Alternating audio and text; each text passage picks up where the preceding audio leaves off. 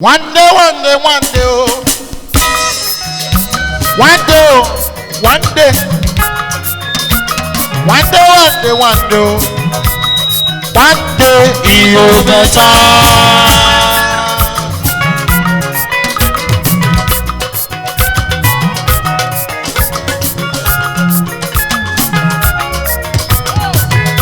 Dr. Soroko, one day. Dr. Soroko, one day. One day you better. My brother from another mother, one day you better. Dr. Pizino, Engineer Makio, Area. One day you better. Area, do. One day, Dr. Afiare, I'm on a way in Biale. Afiare, you do the little. Afiare, you do the little. Dr. Afiare, at the Pagamon on the food. He got the Baba. He got Stevie on the Yere. Chief Solo Kuta. Solo Kuta. Oh, Solo. Domberue. Solo Kuta. Apa. Domberue. Solo Kuta. Ọmọ ní bó ti bíálé ọdún eléré ẹ̀ o. Dọ̀tà Afiare ọdún eléré. Afiare ní bàbá. Ẹ̀jìnà Mark Edomi yẹ. Edomi yẹ o. Ọmọ ní gbọ̀bẹ̀ bíálé. Edomi yẹ o. Ọmọ ní gbọ̀bẹ̀ bíálé. Wọ́n dé yìí o bẹ̀tà. Edomi yẹ o. Bàbá Nosa rẹ̀ lódì yẹ. Wọ́n dé yìí o bẹ̀tà. Ẹ̀dọ̀ pàrọ̀wé gbọ́dẹ̀ fúre. Ọdún wáyé náà bá sẹ́kù wá. Ẹ ó ra yẹ̀ bí ẹ̀. Ọ̀nì mọ́tò yẹn náà wá sẹ́kù mọ́tò ra yẹ̀ bí ẹ̀. Ẹ̀dọ̀ pàrọ̀wé gbọ́dẹ̀ fúre. One day you better. I cheat. Solo Kutado. I cheat. Solo Kutado. I cheat. Dr. Afiare Adugolore. One day you better. Every no pebble, you know, no more.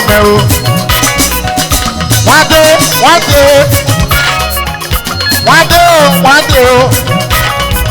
day you better.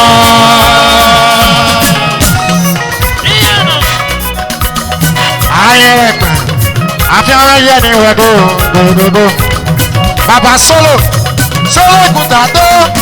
Baba Solo Kuta. Ọmọ náà kó ti bíẹ́lẹ̀ ọdún wẹ̀lẹ̀rẹ̀. Solo Kuta lọ́rọ̀ yẹrẹ mẹ́ o. High Chief Solo Kuta Hotel, Solo Kuta Guest House. Baba Solo kó ti ìrìn ọ̀rọ̀ náà mọ̀. Lọ sáré lókè. One day you better, Mr. Worry me no more. Worry. One day you better. One day you better.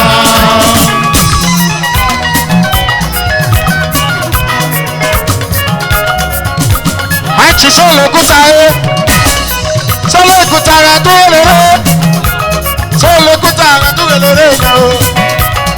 I cheat Baba Solo no dire. Tomiro Solo. Solo no dire. Engineer Mondo Haduwelere.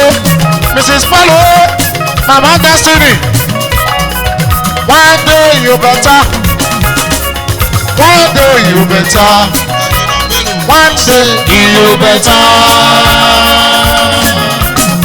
Hold on.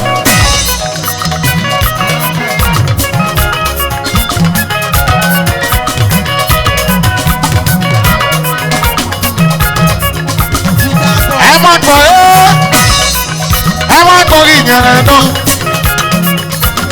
Ìyẹ̀rẹ̀ náà kó ẹ̀. Ọ̀rẹ́ fákò kí. Ẹ̀jọ̀ pàrọ̀ wọn kó ọdọ̀ ẹ̀fúre. Ọdún wáyé náà wá sẹ́fọ̀ wá. Àyẹ̀mí ẹ̀. Àyẹ̀mí ẹ̀ o. Àyẹ̀mí ẹ̀. One day, you better. One day, one day, one day, one day, one day, one day, one day, one day, you better.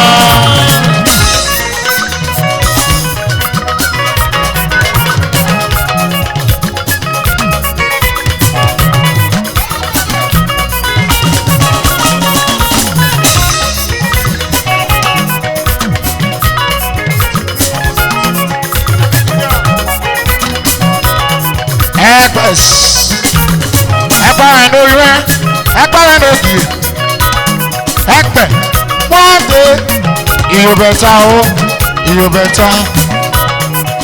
One day, you better. Ẹgbẹ́ pẹ́rẹ́ wá gbọ́dọ̀ fure, ọdún wáyé náà wá sẹ́pọ̀ wá gà yẹ bí ẹ̀. Ọdún mọ́tò yẹ náà wá tẹ́tí mọ́tò ayẹ bí ẹ̀. Ẹgbẹ́ pẹ́rẹ́ wá gbọ́dọ̀ fure. Anointed ladies. Anointed ladies tún wèrè rẹ. Challenge o. Challenge lójì o. Anointed ladies. Ìmọ̀nà rí pé wọ́n takọ̀ rèrè yèrè rẹ o. Anointed ladies. You better. Anointed ladies. You better. One day, one day. One day, one day. One day. You better.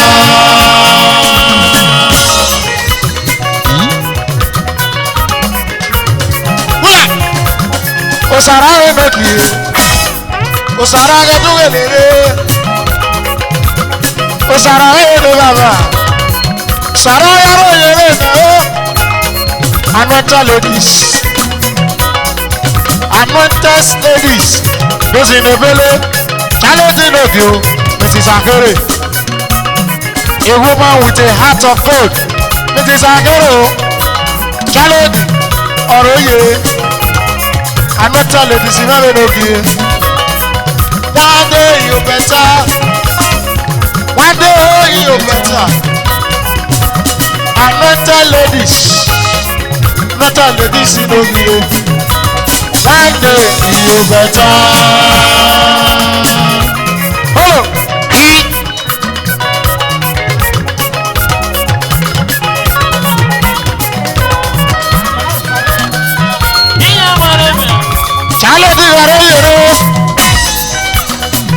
anointed, anointed ladies. Edowolere, anointed ladies. Anointed ladies. Àgbọ̀nrín tó nígbè, fún ọmọ ìtọ̀pá. Àgbọ̀nrín tó nígbè, èyí ta, ebèrè rí agbé nìyàn, ìná iná náà máa hù. Ebèrè rí agbé nìyàn, ìná iná máa hù. One day, you better. One day, you better. Ẹgbẹ́ pàrọ̀ máa gbọ́dọ̀ fure.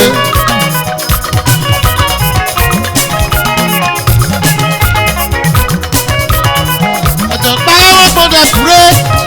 One day, you better. Hold on. Ayálódì, Mrs. Doris. International hairdresser. Doris Inogere. Anointed ladies, ìmọ̀ràn òkè.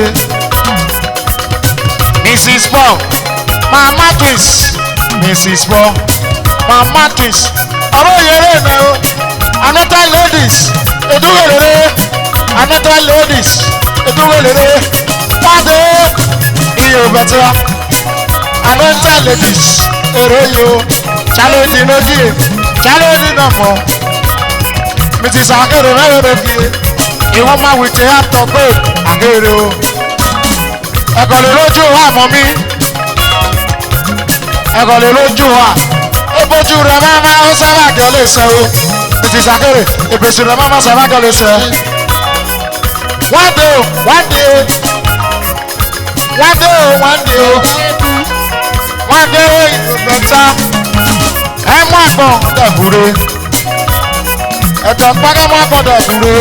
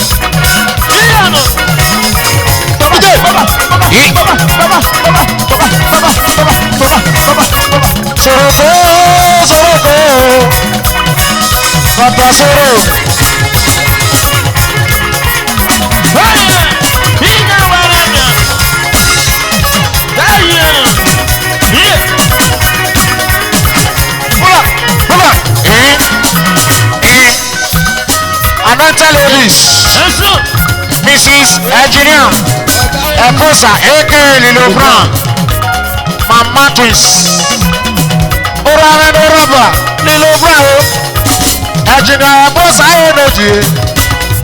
One day you better. Eat that already, not tweet.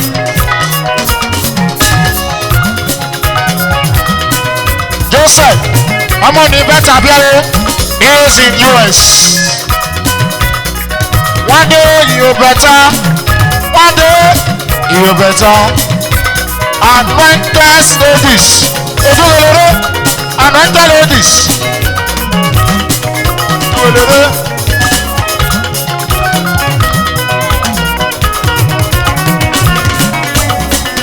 You know what though? Yeah. You don't know this.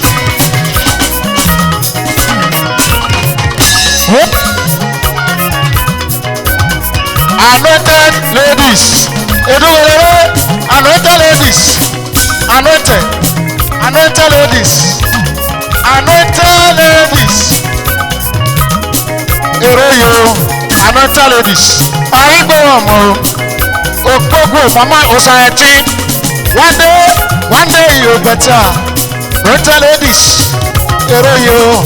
Anointed ladies. Eroyo. Anointed ladies. Eduwelere. Imone ripewo takwa eroyere ne o. One day you better. Ono waya no wasa go wa ora yen bia. Oh. Ayeso. Oni moto ya no wasa di moto. Oh. Aba ayo bia. One day you better, Michael. One day you better, Michael furniture. Oro yere na o. Gele. One day you better. Oh, one day you better.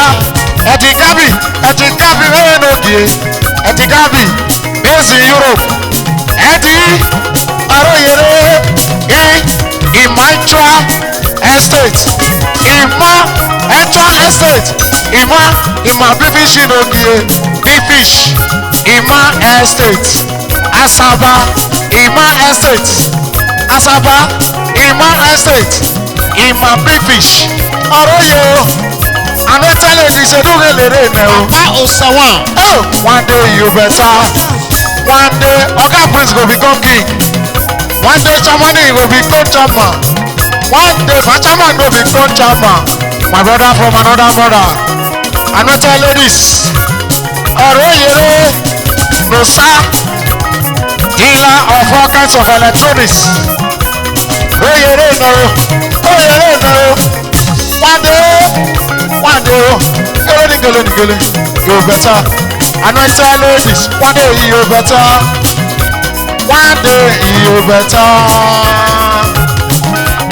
Okpoko, Mrs. Lucky Ojo. Ayẹyẹ dido, Mrs. Lucky Ojo. Olóyèrè náà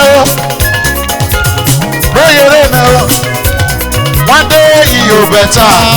Ọ̀nà wáyé náà wá sẹ́kọ̀ọ́ wá ayẹ bí ẹ̀. Anointed ladies. Eduwelere. Anointed ladies. Oyèrè náà o. Anointed ladies.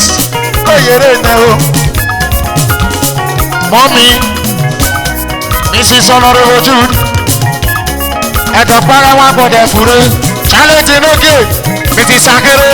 Egunmọ̀ with a heart of gold. Oyèrè. One day.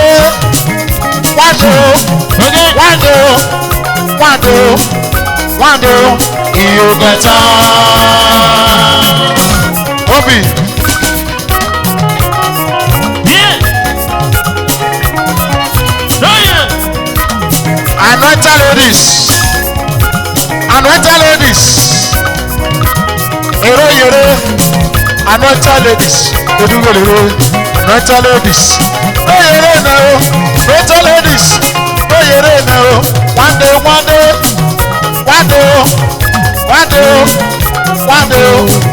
One day. You better. God bless you, man. Oh yeah. This is Christopher. Oh yeah. Yeah, no.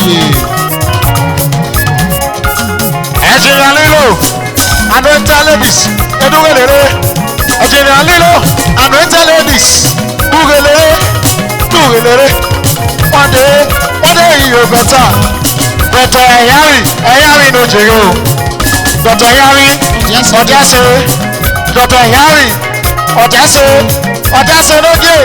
Odesse no give. Dr. Yari do. Engineer Jonasco Enterprises. One day you better.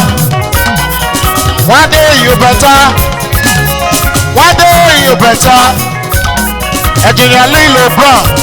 Lilo no Iran. Anointed ladies. Eroyo. Anointed ladies. Eroyo. Anointed ladies. Eroyo. Anointed ladies. Eroyo. Anointed ladies. Eroyo. Anointed ladies. Eroyo.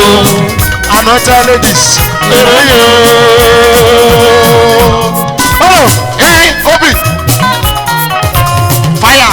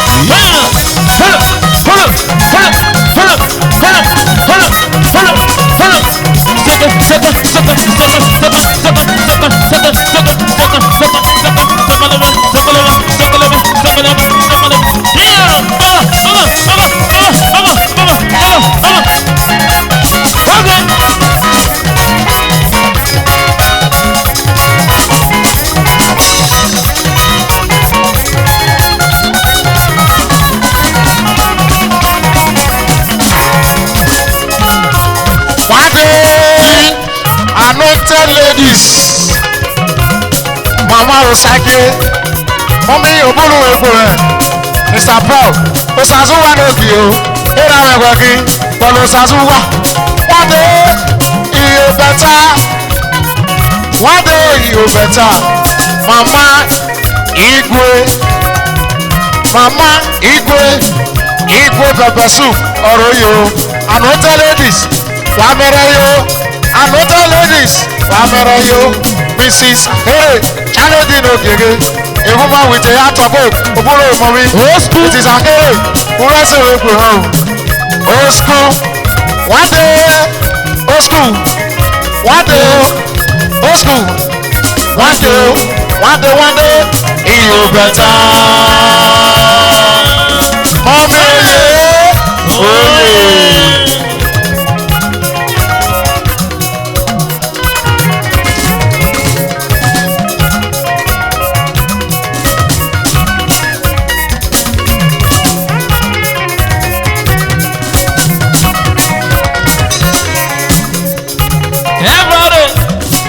Every superstar. Anointed ladies. Oh, one day you better. Anointed ladies. Oroyo, challenging again. Omonori Ofage.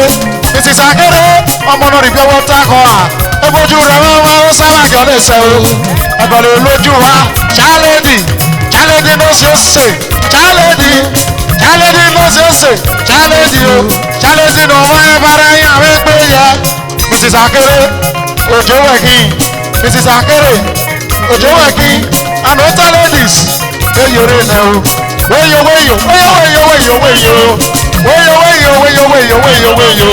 And other ladies. Hey, you're in now. And other ladies. Hey, you're in now. And other ladies. Hey, you're in now. Oh, you're in now. And other ladies. Hey, you're in now. One day, you better. One day, you better.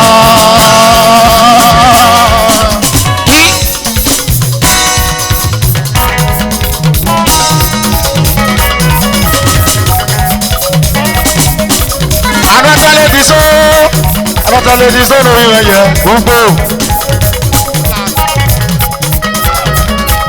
Another ladies, no, it is Akere no more.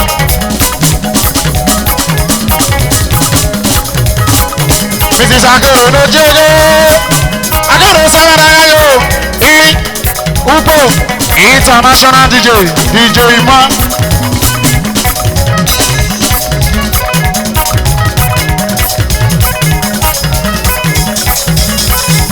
Wagayo, another ladies, Wagayo,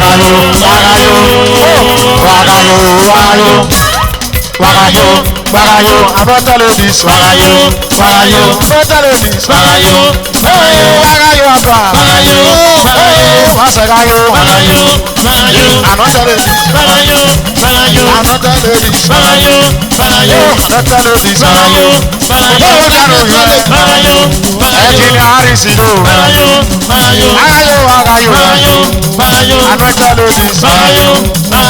Let the floor.